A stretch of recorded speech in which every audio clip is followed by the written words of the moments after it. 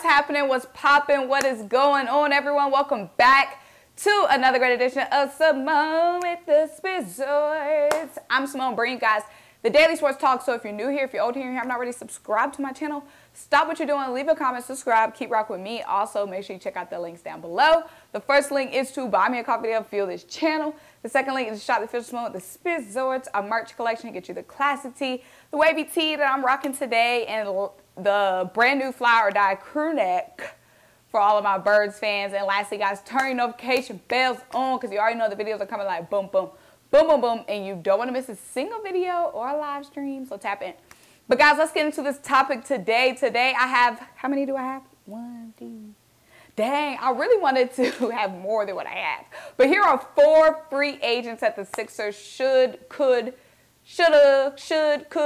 sign to the team this offseason. Now, the Sixers have a lot of issues, of course, but we don't just need to be focused on one big star because, yes, we need another star to Joel Embiid, next to Joel Embiid, but we also need to shore up our bench and our role players. So this is a list of role players and bench players for the Philadelphia 76ers to get back right real quick. You know what I'm saying? Real quick. You know what I'm saying?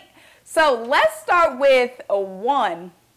This is a guy that I really want to see on the Sixers, and his name is Delon Wright. Now, Delon Wright spent last season with the Atlanta Hawks, so when I tell you this is a guy that came in for the Hawks, competed, and balled out throughout the playoffs for the Hawks, even though they were a first-round exit, Delon was definitely a force.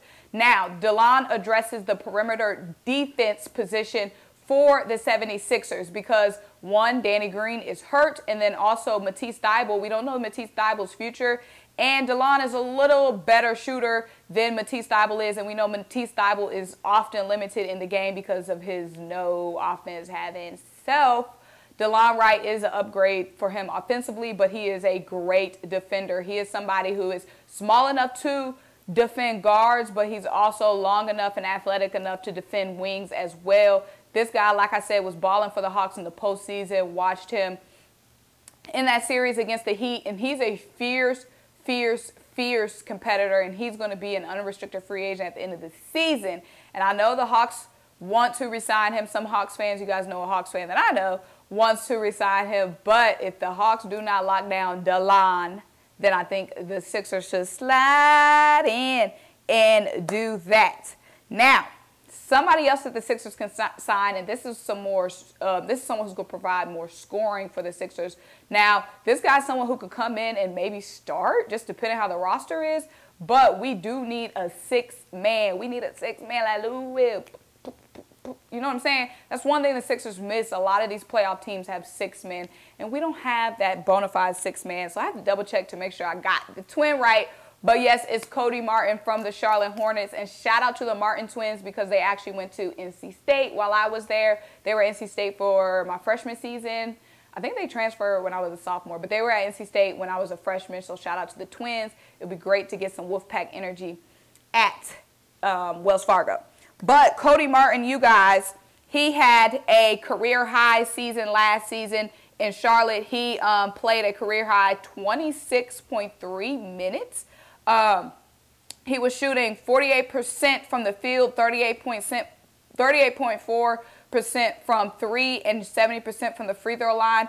And this was all career-high shooting percentages for Cody. Now, why would the Hornets let Cody go? Well, they do have money tied up in Gordon Hayward. They are going to have to pay Miles Bridges, and they are going to have to pay LaMelo Ball soon at some point. And then they also going to have to pay some centers because they obviously need a big man, get a big man in this offseason. So maybe they get to a point where they can't afford Cody and they have to let him go. He is a restricted free agent, so the Hornets will have first dibs at him.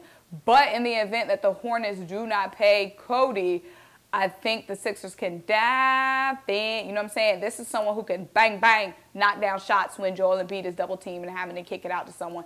We want guys that can knock down shots in those situations. And talking about someone who can knock down shots, this is a guy that we've talked about a couple of times before, Gary Harris. Gary Harris is going to be an unrestricted free agent at the end of the season. This is a guy who can bring some 3 and D for the Sixers. And some defense, 3-and-D defense. He shot 38% from three last season, and he's someone who is a solid defender as well. Now, the only knock on Gary is that he has battled a lot of injuries in his career. A lot of people thought he was going to be a buyout last season with the Magic, but he was not. But in show of faith of his health, his 38% shooting from three is not his best. It's not his career high, but it is the third highest he's been shooting from three in his career. So his 3-point shooting has dipped, but it's back on the up and up is what I'm trying to say. So that is somebody, again, who can come in and provide some 3-and-D for the Sixers. And again, just someone who can knock down open shots. Really, it's not that freaking hard. But y'all, the guy that makes me the most excited out of this list, besides DeLon Wright, is Malik Monk. And Malik Monk is going to be the hardest guy to get, because Malik Monk, though he is a free agent, he balled out for the Lakers. I know the Lakers did not make the playoffs, but that was not because of Malik Monk.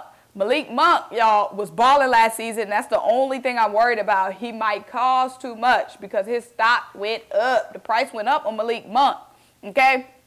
So last season, he took a veteran minimum with the Lakers on a prove-it deal, and he proved it. So he had a career-high 13.8 points per game. He shot 47% from the field, and he shot 39% from three. This guy is on the rise right now.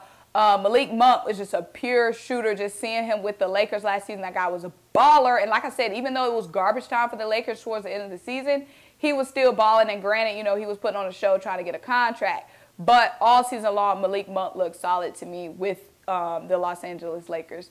But, y'all, this is a couple of free agents that the Sixers could and should sign this offseason. Let me know what you think about these guys, and let me know if there's any more options or guys that you guys have on your list. But in the meantime, guys, make sure you like this video, leave a comment, subscribe, keep rocking with me.